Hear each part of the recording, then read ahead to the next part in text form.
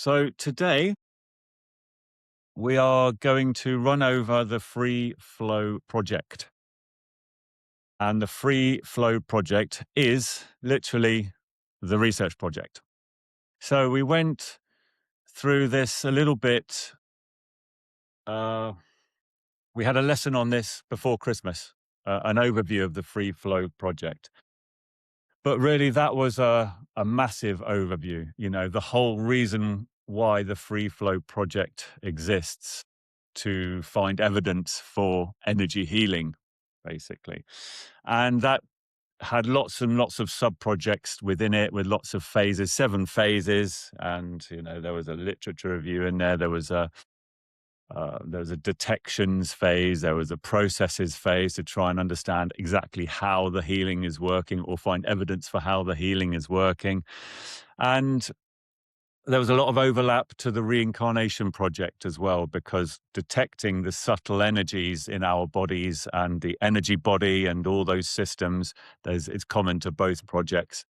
So it was a very wide, broad sort of description of what we want to do. And you can always go back to that lesson if you want to have a look at that. But now, what we're going to go through is a much more focused protocol or procedure for the research project that we're about to start. And it's part of the Free Flow project.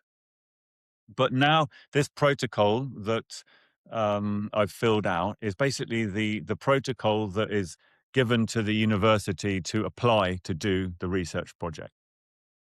So it's written in a very sort of university research type way.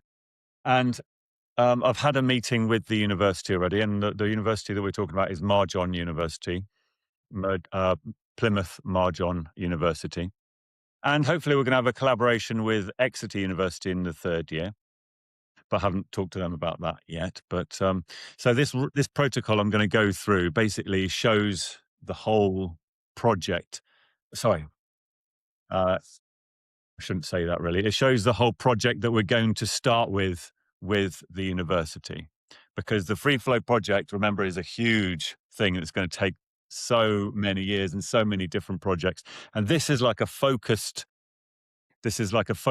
start. And it will show exactly how we're going to go about this research project. So it's very important for network healers to understand what we're doing here, because network healers are part of this project. So I'm going to share a document with you and go through the protocol. Now, it's a long document, so I'm going to skip over some bits. I'm going to go over the important bits so you get an idea of what the project is about. And then I'm going to skip over some bits as well, because we don't want to spend too long just reading a Word the other thing I should mention here before I start is that this project sounds the way it's written, it sounds very official and, very complicated. But I want to mention here that we are building this project around network healers. So network healers will not have to do anything different from what we normally do in network healers. That's how we're writing this project. So bear that in mind as I go through all these different protocols, but actually nothing's going to change for network healers. We're just going to collect data from participants who are in our programs, basically. Okay, let me share this document with you then. Let's go through it. So first of all, I should start by mentioning that this version here is for FASTRAC. This version here is to present today. And it hasn't got any names in it, because this is going out online. So, we don't want to put any names on it, and there's no confidential information in here at all. This is just a very generalized version of the project. Nothing that isn't already online on our websites already. So Free Flow project, that's what we're calling it. And this is the research protocol version fast track. So it's actually a 18-page document, and you've got general information to start with, then you've got a contents page there. And by the way, this is going to be uploaded onto Classroom if you want to go and have a more detailed look at it. So it's got a list of contents. It's got a general information section, and then it's got the actual study protocol down there. So basically, I'm just going to run through the various important bits of this document. And please do ask questions as we go. And bear in mind that this is a work in progress. This is version zero point 0.1, actually. Well, this is version fast track, but it is the first version, basically. So there's going to be lots of updates to this, and we're going to evolve it as we go. So if anyone's got any ideas that come to mind, then please do say, and we can implement. We can consider and implement those ideas. So, and if you've got any questions about it, please do ask as well. I might not know the answer to everything because it is a work in progress, but we'll see how we go. So, general information. Let me start. So, some of this I will have to read out to you, of course, but other bits I'll skip over that are less interesting. So, first of all, the research protocol forms an essential part of the research project. It is a full description of the research study and will act as a manual for members of the research team to ensure adherence to the methods outlined. As the study gets underway, it can then be used to monitor the study's progress and evaluate its outcomes. This protocol has regard for the HRA guidance and order of content. What that means is the HRA is the Health Research Authority, and that is a NHS government body. And if you're doing clinical trials, you've got to get permission from the HRA, basically. And the way we're going to structure this this research is going to be year 1, year 2, year 3. And the first year, we don't need HRA guidance or authority or permission. And I'll explain why later on. But we are using their template here. So this protocol is actually from a template from the HRA. So we are going to the highest level already, even with the first year that we're going to do. But I'll explain a bit more about it. So the study title, the long study title, is this is the name of the project, really. When it comes to science, mainstream, and university and research. An investigation into the effects of free-flow biofield therapy interventions as a complementary approach to severe asthma management. The short study title is Free Flow Project. Now, we're going to define some of these words in a minute because, somebody reading this from the university is not going to know what we're talking about when we say free flow or biofield therapy and things like that. So I'm going to define that in a minute. Right, protocol version number, research reference numbers, don't need to worry about that yet. Signatures, as a whole section for signatures, don't need to really worry too much about that for the moment. And then we've got list of contents. So like I said, we've got a general information section that we're going to go through. And then you've got the study protocol section where you actually go through the details of the protocol. All right, so let's just crack on. Key study contacts. Okay, I've taken most of that out, but just to note that the sponsor is AIA Awaken Your Awareness and the funder is also AIA Awaken Your Awareness. So basically, AIA needs to keep control of this project is basically what that's saying, really. And it's AIA that's running the project, not anybody else. We're going to collaborate with universities, but it's going to be an AIA project. All right, we've got a study summary here. So if you just want a quick look at the study, then there's the study summary. So you've got the study title there, and you've got study participants, adults with a clinical diagnosis of moderate to severe persistent asthma. Planned size of sample is 40, but we'll go through that in a minute. Planned study period. So there's going to be a baseline, a midpoint, and an endpoint. Data collection across 7-month period. And then we've got research aims or questions. And I'll go through that in a second. I won't read that out. Funding section. So a lot of these sections are just standard in this form because this is an HRA form. So funders, AIA. So the role of the study sponsor and funder. So we've got to put a little bit about AIA in here. So this is what they're going to be reading about AIA. AIA Awaken Your Awareness is a non-profit organization that is dedicated to teaching and delivering community programs of healing, such as self-healing and well-being training, including meditation and breath work, biofield therapies, in person and at a distance. All services are offered free of charge to the general public, and the organisation runs many community projects, along with working with Cornwall Council Department of Social Care and the St Petrock's Charity for the Homeless. AYA is the funder of the feasibility study and the organiser of the project as a whole. All responsibility for the study design, conduct, data analysis and interpretation, manuscript writing and dissemination of results all lie with AYA. AYA is the lead sponsor and primary funder of this feasibility study. Intellectual property generated through the study will be subjected to a formal agreement between AYA and the Academic Partner Institute, which is Marjon University, to be documented within the Memorandum of Understanding prior to commencement. So basically, we have to have an agreement with the university dictating all of these things: who does what, who's responsible for what, who's responsible for the data that we collect, and who gets ownership of any intellectual property which results from the study. Okay, then we got roles and responsibilities of study management committees and groups and individuals. Here, obviously, this is very generic because, first of all, we haven't decided among us who's doing what anyway. But there will be a study steering group, which is sort of managing the project. Then there will be external consultants. And then, of course, we've got Network Healers Symbiosis Clinic team and Health Flow team. And we'll have an admin and compliance team. Then we've got some keywords. We put some keywords in because if somebody is reading this and they want to do a Google search on what we're talking about here, then here are some keywords that they can type in to see exactly what we're talking about.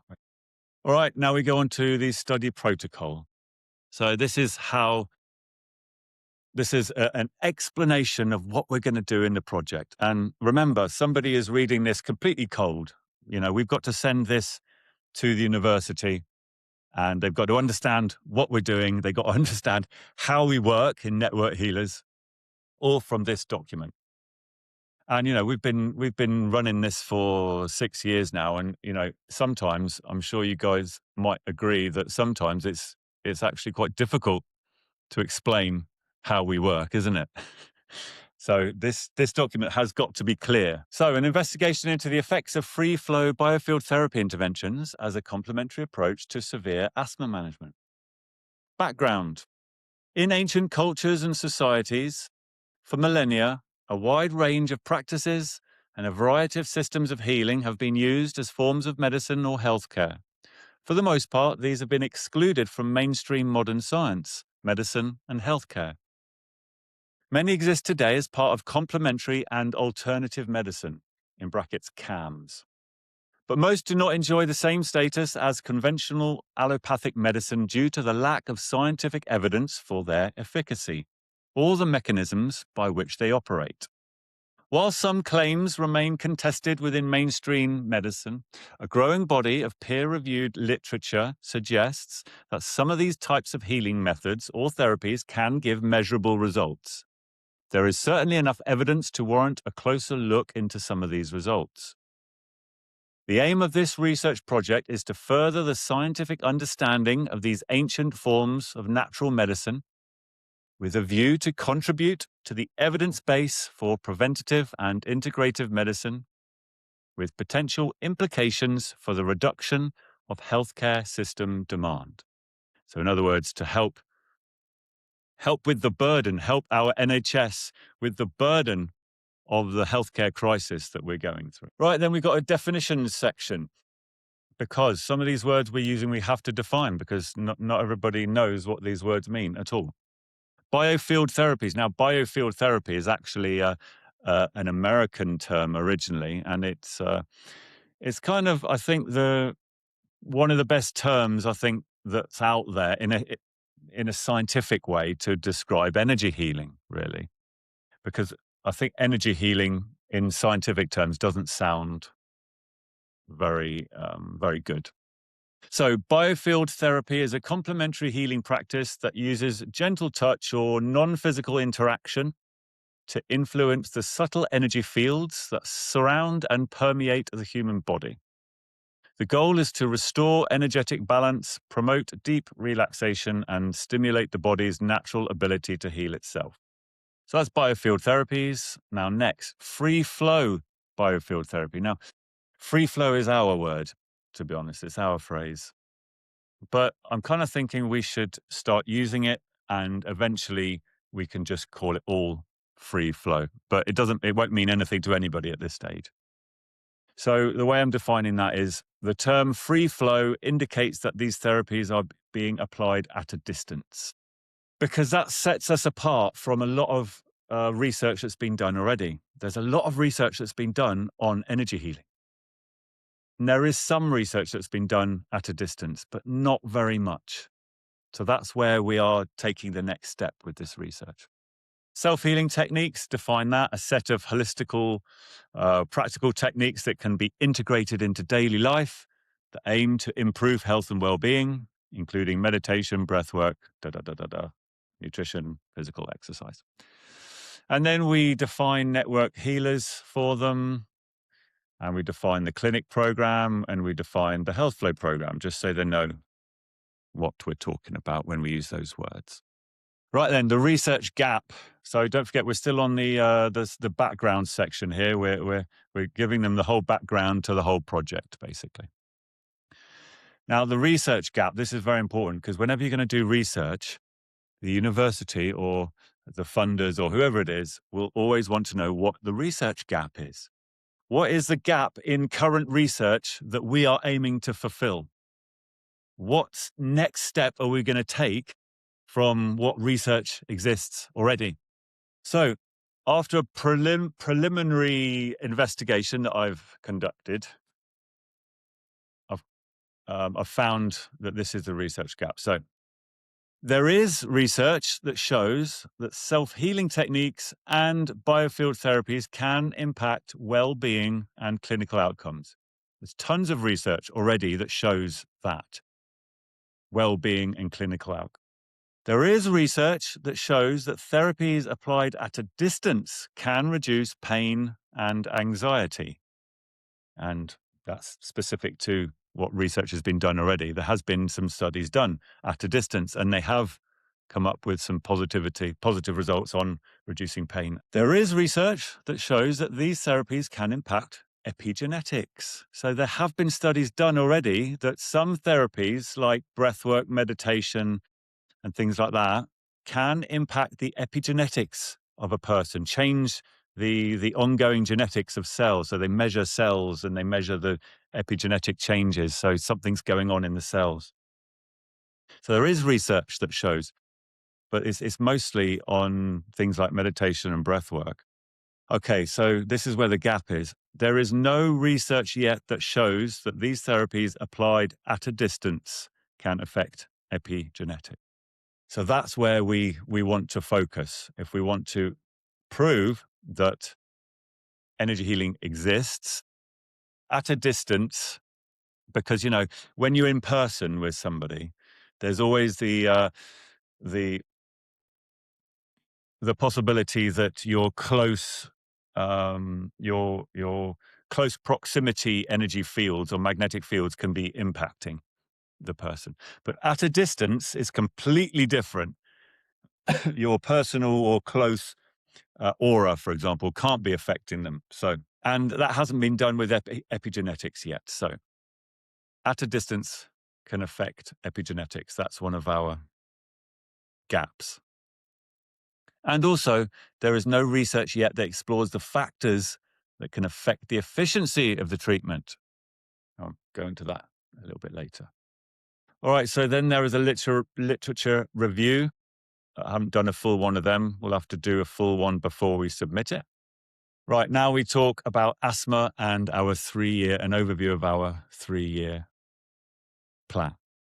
So this research project will explore the effect that free-flow biofield therapies and self-healing techniques can have on the well-being of those suffering from severe asthma and investigate whether these practices can impact the management of the condition. The free flow project will be split into 3 phases and spread over 3 years, with each year informing and unlocking the next phase. Year 1, feasibility study using questionnaires and subjective outcomes. So that's the whole first year. That's what we're about to start. It's just, we're calling it a feasibility study. It's basically the next step from what we've got. So at the moment, we've got a case study with asthma. The next step after that is to take that case study and do it on lots of people and measure it officially with university in a research project. That's what a feasibility study is. But it's only using questionnaires, because if you're going to be doing invasive studies, you need full HRA approval. That's government approval. And if we just went straight to the government and said, we want to do blood tests, for example, the ethics committee probably would not give it to us. We have to show a journey. We have to show bit by bit of what we want to do. And we have to show our credibility year after year. We have to show results year after year and build it up gradually. So basically, year one is just with questionnaires, because you don't need full HRA approval for questionnaires. You only need ethics board approval in a university. So we're just going to start with the simplest, a feasibility study using questionnaires, show some results, and then that will take us on to year two. And then we'll start building things up. So year two will be a non-invasive pilot using physiological testing, such as PEF, which is peak expiratory flow. So measuring expiratory flow, or other wearable devices, wearable monitoring devices. So we're gradually stepping up the level of measurement that we're taking, basically. And then year three, we're going to do a biomarker clinical pilot. So that's still not a full-blown clinical trial, but it's a pilot for a clinical trial. And it is more invasive, because we're going to be taking blood in this trial. So we're going to be testing inflammatory biomarkers. So testing blood for signs of inflammation, for example. We're going to be doing epigenetic testing in that third year, which is the whole reason why we're doing it, to measure that epigenetic testing. And we're going to need a collaboration with Exeter University Genetics Department for that, because Marjon doesn't have a genetics department. So that's the 3-year, or the phases for the 3 years in this research project. Any questions so far? Okay. So next is a rationale section. Now this section, to be honest, needs to be expanded on. You need to show what rationale there is to do this experiment. Why should we do it, or why should a university take it on and do it? So basically, this lies on our preliminary case observations with our case study that we've got already, basically. So preliminary case observations within the program demonstrate sufficient clinical signal to warrant a structured investigation. One case involving severe asthma management showed outcomes of sufficient magnitude to form the basis of this feasibility study. Need to expand this, to be honest, and give more reasoning, but that's a start. And then we go into a section 3. By the way, this is section 3. There's 11 sections to this protocol. Section 3, hypothesis and research aims or questions. Can free-flow biofield therapies applied at a distance improve general health and well-being and affect the management of the condition of asthma? That's one of our research aims. Or can free-flow biofield therapies impact disease treatment by way of epigenetic regulation? That's another research question. And can the efficacy of biofield therapies be increased through increasing the focused, interactive, and applied knowledge of the therapist? What that means is, this is our theory of the more knowledge the healer has, the stronger the healing. So basically, I don't know how we're going to apply that yet, but that's year 2 and 3 secondary aim. Also, can incorporating integrative medicine techniques such as meditation and breath work for the recipient, can that increase the efficacy of the therapy? So that's quite easy to determine, isn't it? Because we've got clinic and health flow. Clinic is a mixture of self-healing and energy healing, and health flow is just energy healing. So we can measure that quite easily. Also, the knowledge and the belief of the recipient. Does that increase the energy healing? Or the therapists working together in a network. Does that increase the the the efficacy of it? I don't know how we're going to test that because that's all we do, to be honest. So we'll see. Okay, then we've got a section on objectives. So this is where we actually go through each year in more detail. So year 1 feasibility study. So measure the effects of the intervention on the well-being in people with asthma through quantitative patient-reported outcome measures, or in brackets, PROMs. So quantitative research is when you are measuring things and getting numerical values, basically. For example, if you're taking a blood test and measuring white blood cell count, that's quantitative. You're taking a measurement there. Even in questionnaires, they can be quantitative as well. If you're asking somebody to measure their pain on a pain score, for example, what's your pain levels on a score of 1 to 10? That's also quantitative because you're getting numerical values there. Qualitative methods are more subjective. They're more from talking to people and getting their opinions, their verbal opinions on things. So we're going to use a mixture of both, and it's good in research to use a mixture of quantitative and qualitative methods. So in this feasibility study, year 1, we're going to measure the effects of the intervention on the well-being of people with asthma through quantitative patient-reported outcomes and qualitative methods, including participant narratives via video consultations. Basically, what that means is we're going to give them questionnaires and we're also going to have video calls with them to see how they're doing.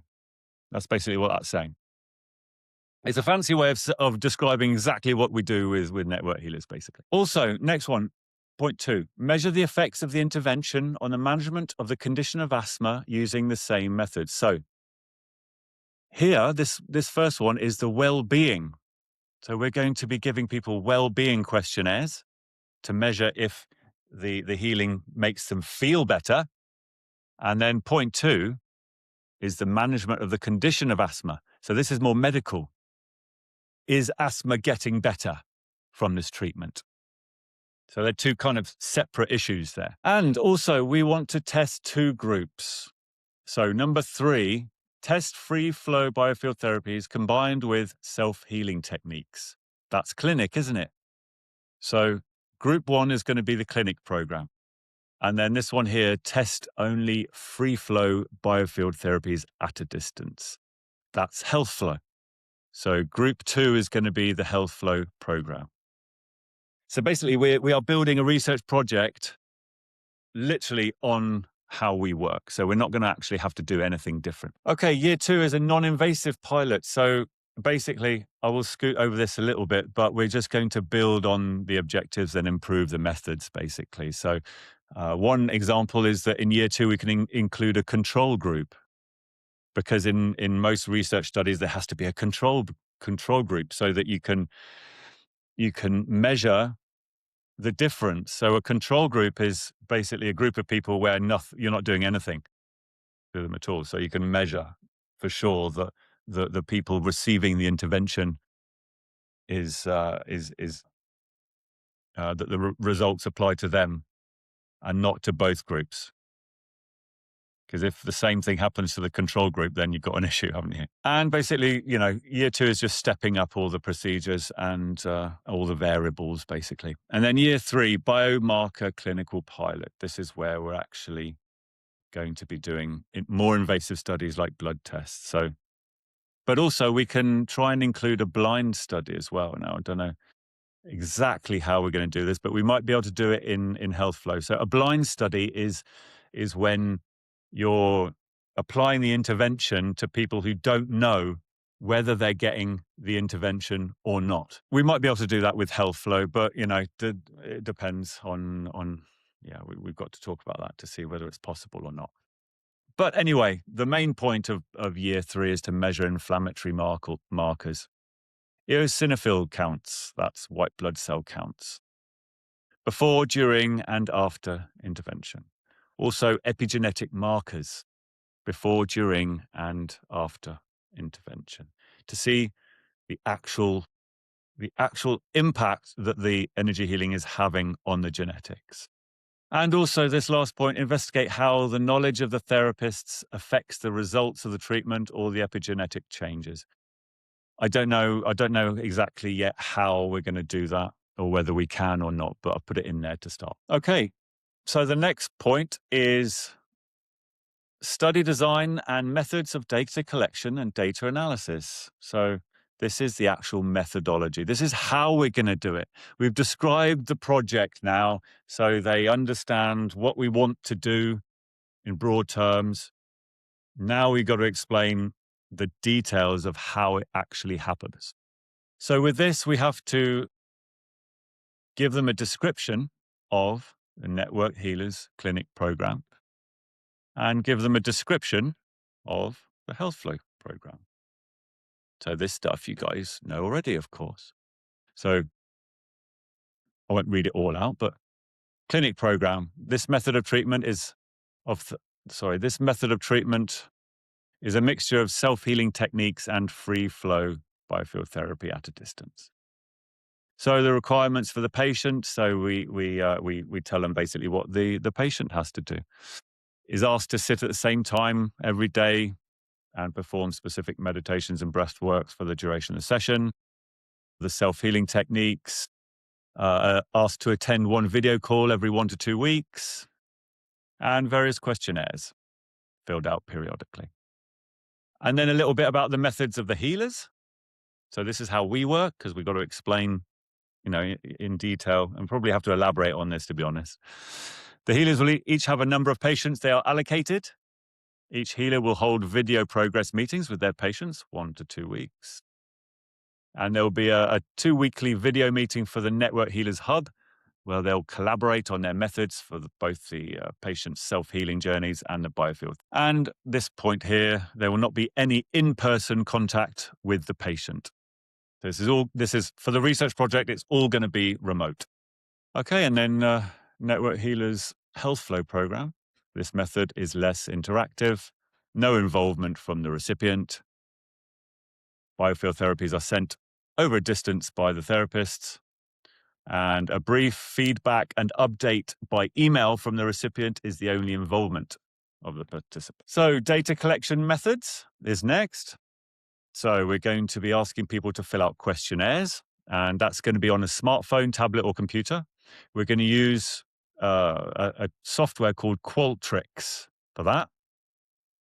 And it's going to be nice and easy, hopefully. So all they'll need to do is download an app on their phone, and all the questionnaires will be there on their phone. They can do it on their phone or their computer. And it will hopefully prompt them at the right time that we want this questionnaire filled out as well. And clinic, also, you got the video progress meetings with the assigned healer. I'm saying this for the moment. I'm not sure whether we'll keep this in here, but transcribed using a suitable AI software. So basically that's saying that we're going to record the video meetings. I'm not sure whether we'll do that or not, but we'll see. Group 2 Health Flow is very similar questionnaires, basically, using Qualtrics, like I just said, for survey data collection. And we're going to be using these types of questionnaires. So I haven't done quite enough work on these, to be honest. So I've just pulled these out and said, for the moment, this is the sorts of questionnaires we're going to be using. But we have to. I need to go through all of these forms individually, or we do, to make sure that these are the right ones we want to use. The AQLQ, that's an asthma quality of life questionnaire, standard asthma quality of life. There's also an ACQ, which is asthma control questionnaire. This is a one that is designed for research, and it's designed for asthma, for testing the response to certain medications. And then we've got another one, which is general health and quality of life. That's a Euro one, that one there. And then there's a World Health Organization one, which is a well-being index that we can use. And then we also want to ask them specific AYA questions, which we haven't written that question yet, but there's going to be specific things we want to ask them as well, on top of all the standard stuff. And then there is a statistical analysis plan. Now, this is, to be honest, this is just a placeholder paragraph for the moment. I'm going to expand on this. We do need to have one. This is not really one. Statistical analysis plan. We need to know how we're going to analyze the results. And there's lots of softwares that you can use to actually analyze the results as well. So that'll have to be done. Study setting. Number 6, study setting. This is just showing, basically where is the study going to happen? And that's super easy for us, isn't it? Because it doesn't happen anywhere really. So basically, I've written here, the participants should carry on with their normal daily activities. Data will be collected through video progress meetings and the practitioner. So video there as well, video call and surveys basically. So it happens in their home. There's not a specific place where it's going to happen. Then we go into sample and recruitment. So we have to have a section here about how we actually choose what people we include.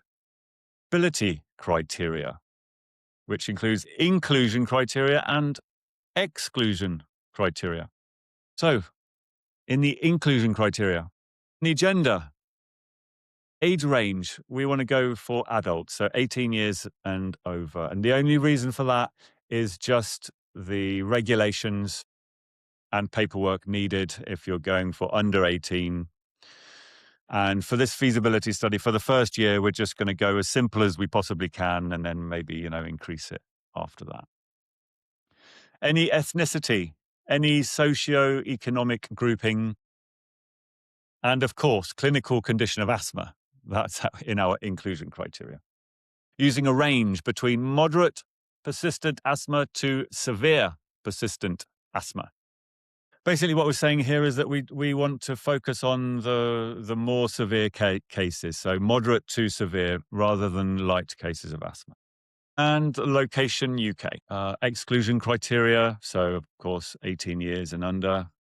And also put in here a point about for the clinic program, the participant should have a willingness to participate in their own healing journey and perform the self-healing techniques as requested.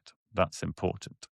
And anybody who is not willing can't go into the clinic program, of course. And that's just how we work with Network Healers. So that's nice and easy. Right, sampling. This is about how many people we are going to be testing this on, basically.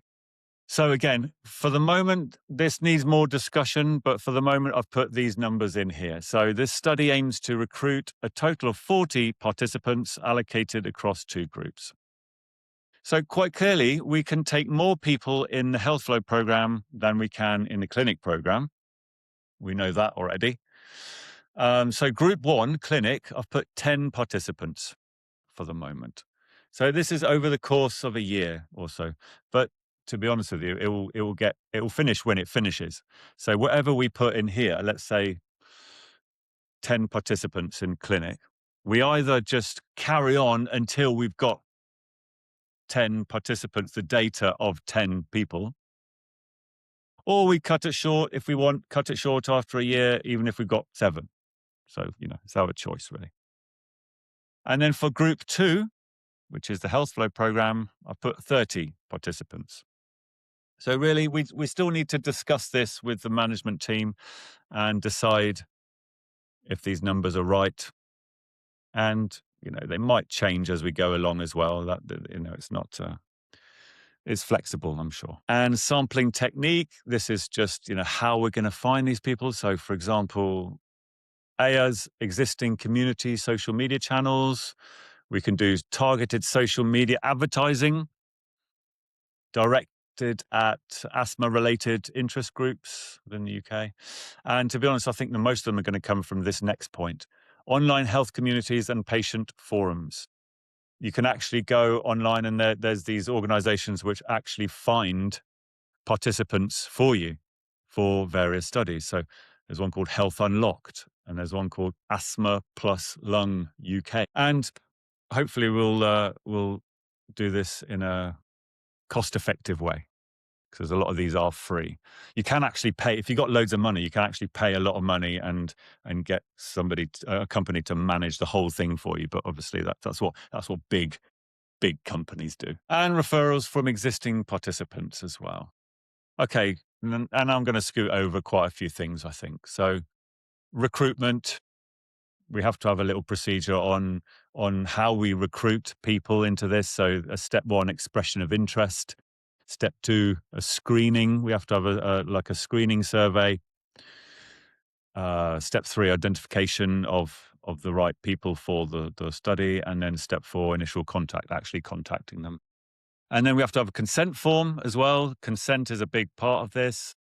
So we have to have a participant information sheet, and that gathers all the data, the initial data from them.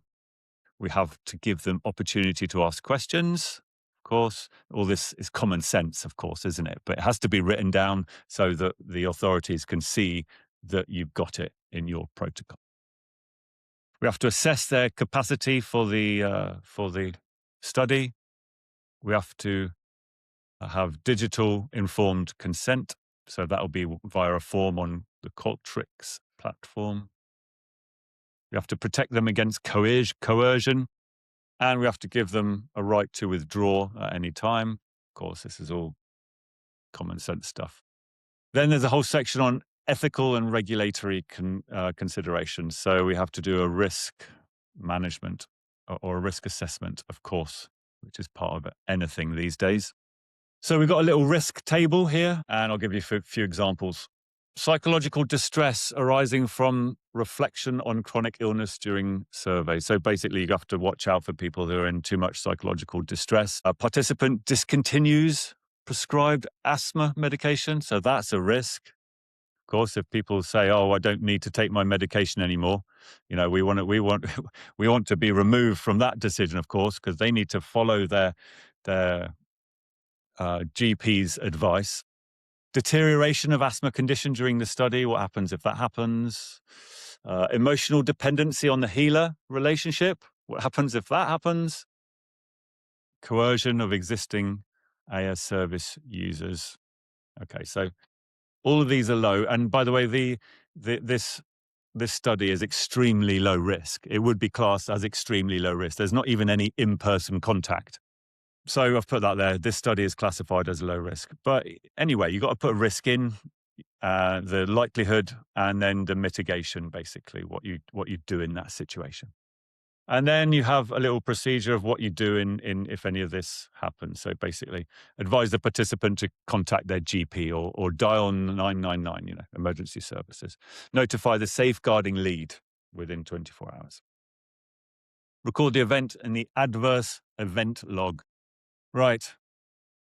Then we've got a few things, a few more ethics committee, just to show that we are going to get ethics approval for it. And then there's a bit of a section on peer review. This is after the study when things get reviewed by other academics and it gets judged by other academics. Patient and public involvement. I'm going to skip over these. Compliance to the protocols, skip over that.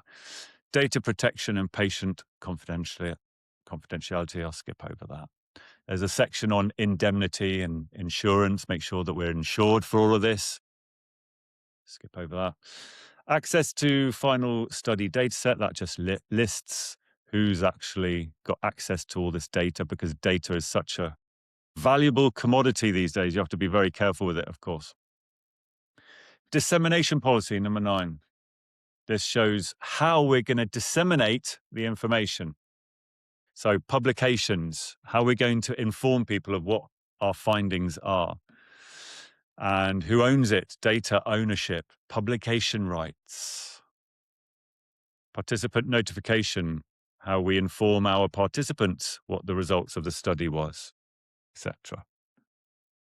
Open science, how we publish it openly. So there will be publications coming out because of this research, and it will be a collaboration between AIA and the university, most likely, on these publications in scientific journals. And getting towards the end now, references, of course, there has to be a section on references.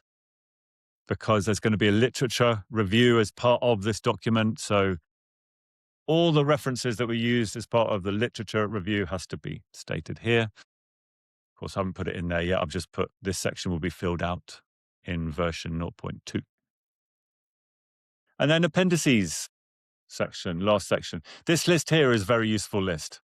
If you want to take one list away from this, to prepare for this project, if you want to take one list away from this, it's probably this list, because this lists all the documents that we need to create to be ready for the research project.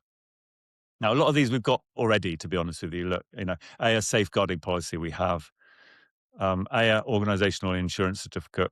We just need to get the research added onto our insurance. But quite a lot of these we have to create, and some of them will be created on Qualtrics, like the screener survey, for example, on Qualtrics. Okay, next, Appendix 2, schedule of procedures. So here, there's an interesting table where it's got the procedure down one side, and then it's got an overview of where that's going to be applied. So eligibility screening and invitation in the screening section, first of all. So there's a screening section, there's a baseline where we're going to take some data and use it as a baseline for that participant.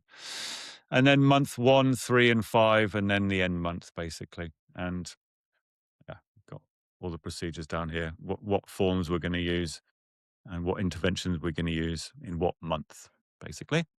So that's interesting to go through. I'll leave that for you to go through if you want to run through it later on. And then lastly, Appendix 3 is the amendment history. So this is where the record of the amendments are. So in there at the moment, the version protocol is 0.1. And then each time we do a new version, we just write it in here. And that is kept as an official record. And there we are. And that's bang on time because it's 11 o'clock. So there we are. That is the research protocol version 0.1, or, well, it's the FASTRAC version, really. And that will inform the whole research project as we go along. There we go. Okay. Right then. Any questions? Should we take a little break first, and then we'll have a little discussion if anyone's got any comments or questions to make. So yeah, let's have a little break and see you in a few minutes. Probably not. So that's the ideal is probably doing stuff with Qualtrics online on a computer. But if we have some people who are not, it's a good point to bring up. We need to decide. I think we need to decide. They are going to have to have some level of computer literacy because we can't literally go round to their houses and sit with them. So there is going to be a certain level, that's for sure. They are going to have to manage video meetings and filling out survey forms. Well, we'll see, if maybe we can have a different version for people who maybe can't use Qualtrics. I'm not sure, to be honest with you, but it's a good point to bring up. But it depends also if we have a wide range of participants that apply. If we say we have hundreds of people that actually apply and we can only take the 40, then we can be more selective and say, look, it will make it part of our inclusion criteria that they have to have some level of yeah. Well, yeah. So I guess that's in the category of reasons why energy healing sometimes doesn't work. And there's quite a few different reasons for that. There can be psychological blocking, and which is probably more what you're talking about. So what you're talking about there, it happens even if people don't realize it's happening. It's this subconscious thing that the ego doesn't want the healing, and they can put up psychological energetic defenses which stop the healing. Yeah. Well, so I think that maybe this comes up in the second or third year. So basically, the first year is like the feasibility study. It's like, let's just test this on a larger group. And then in the second year, we refine our methods. And maybe in the second year, we include a section to try and deal with those variables, basically. Yeah. And so that's exactly how the project should evolve. We in, we increase our procedures or we evolve our procedures to make it better and better and better each time. And yeah, so yeah, good point. Yeah, maybe at some point we can include a list of why energy healing sometimes doesn't work and try and account for that in the research at some point. Maybe have different groups or a different screening method or certain questionnaires that might detect things like that, and then we can just separate out the groups further so that we know exactly what's going on. What else you got? These are great questions.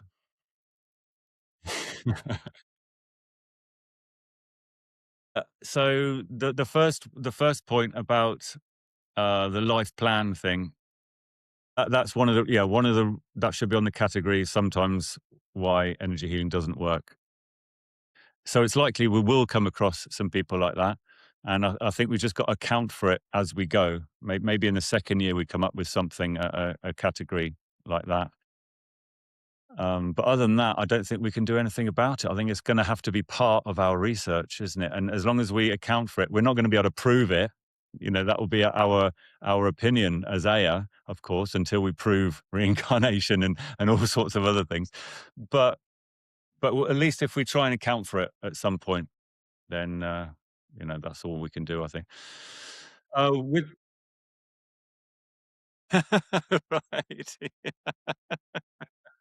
right. I know. So this is part of the discussions that we need to have at some point to decide whether we have a control group.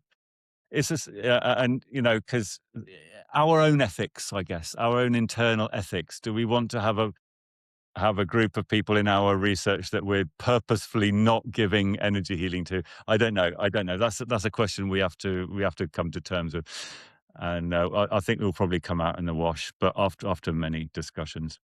But also your other point about our higher minds giving them healing anyway. Yeah, there's a certain level of lack of control that we know that we are uh, going to have. On one way, you could say, look, this is a higher mind organized project. All of this is organized by our higher minds. Network Healers is a higher mind project. It's not a lower mind project. So whatever will happen is designed to happen exactly how it's supposed to happen. In terms of the details on the front line that we're actually doing, it may take some strange turns and some unexpected turns, and I think that's going to be part of it as well. So I guess all we have to do is to just design it as we're supposed to in the world of the material world in terms of designing a protocol like this, and then we just see what happens, basically. Yeah, yeah. It's be what it's meant to be. Yeah, yeah. We know that our higher minds are completely capable of having 100% success rate, even with people who are blocking it. That wouldn't stop higher mind healing, to be honest with you, because you can get through it. So, but I don't think that's going to happen. It's going to happen exactly how it's supposed to happen, and I don't know what that is yet exactly. But we can expect the unexpected, most likely, and we'll have to just see what happens. It's a subconscious thing. So it's when the egoic identity makes a medical condition part of the identity. So subconsciously, they don't want to be healed, but verbally and in their conscious thinking, of course they do. They want to be healed. It's their biggest problem. But subconsciously, the ego has made it part of the identity and therefore resists any changes to that condition because it's them, it's who they are. I am a such and such sufferer. Who am I if I'm not that? That happens over decades. That happens over a lifetime of having a medical condition. Yeah, and that's a subconscious fear, isn't it? It's like they probably is quite often don't know that that's happening. It's just an initial reaction and makes them run away, right. Oh, one thing that we have to be aware of is that we can't go through the NHS for this feasibility study, the year one, we can't, because if you go through the NHS to get participants, then you have to have HRA permission. But we will do that in the second and definitely the third year.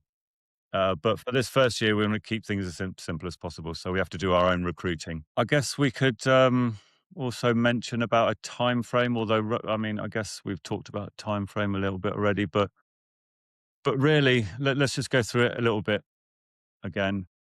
So this research protocol needs another version and maybe another version after that before we even get it to the university. I've had a meeting with the university already, but the thing is, they go on holiday.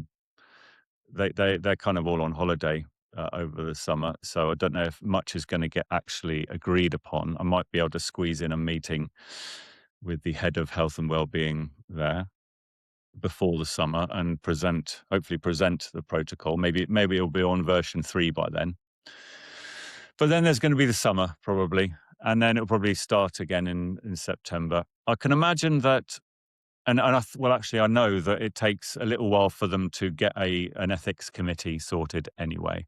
So it might take 1 to 2 months for them even to consider it and to get an ethics committee together. And there's a bit of financial stuff to agree on as well. How much things are going to cost, and obviously for that first year, we want to keep all the costs down to a minimum. But, that could be a couple of months that it takes for them to do that.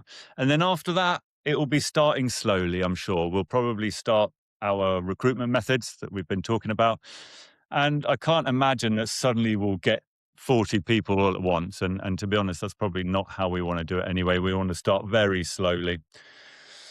And so we'll just have to see how quickly people start coming in, and also how ready we are to accept people as healers in the Network Healers Hub, because that's also a factor, isn't it? And we might set ourselves some limits. We might say, look, no, we only want to take a research participant once every month, or whatever it is. We might decide to spread it out or lengthen it out. So it's all down to us and what we're ready for. It's going to be our choice at the end of the day, basically. And we don't do anything that we're not ready for as an organization and individually as healers as well. So I just want to reassure everyone, we're not going to suddenly chuck 10 healing partners at you and expect you just to manage. That's not going to happen. And I should mention something else, actually.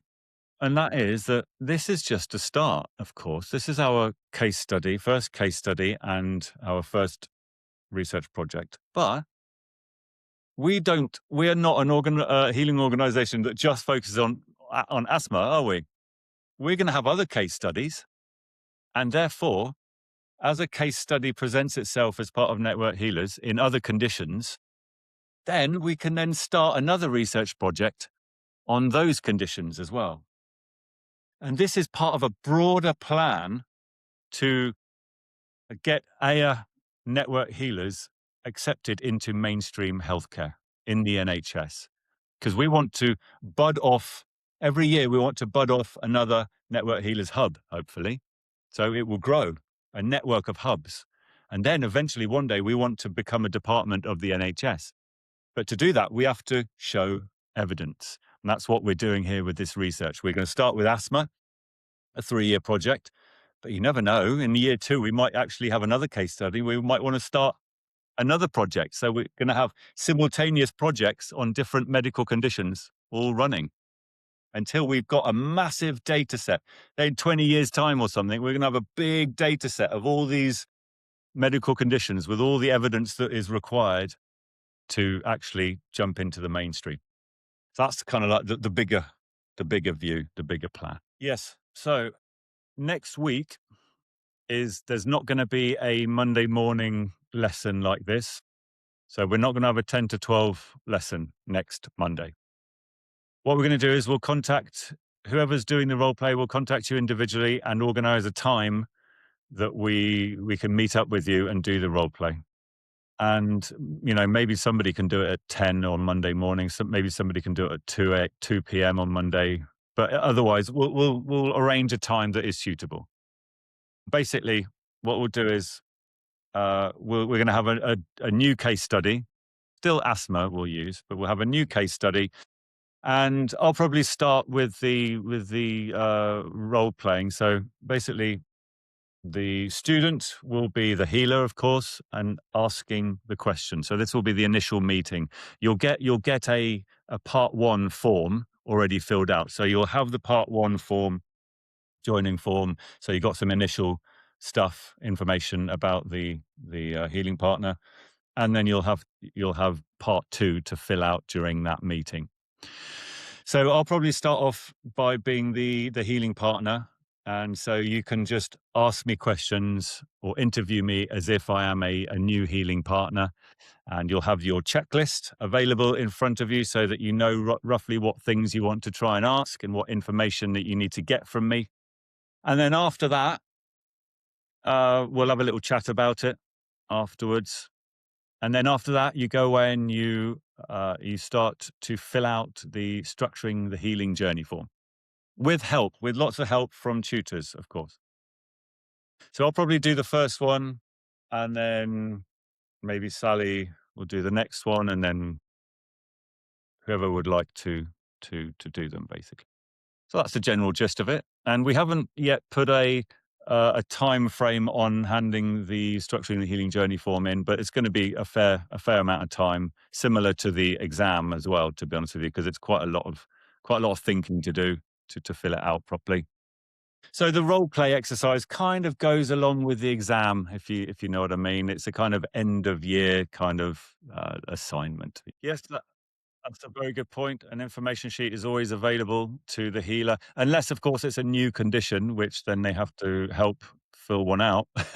But yes, with the assignment here, it will be asthma, so we've got an information sheet. Yeah, and they will also have access to previous healing partners' SHJ forms, so they can go and look at a one that's filled out already. Yeah. And just try and apply the concepts, those concepts to their new healing partner role play. Well, you could you could have a read over the medical information sheet for asthma. You could have a look over the structuring the healing journey form to remind yourself of what's on it.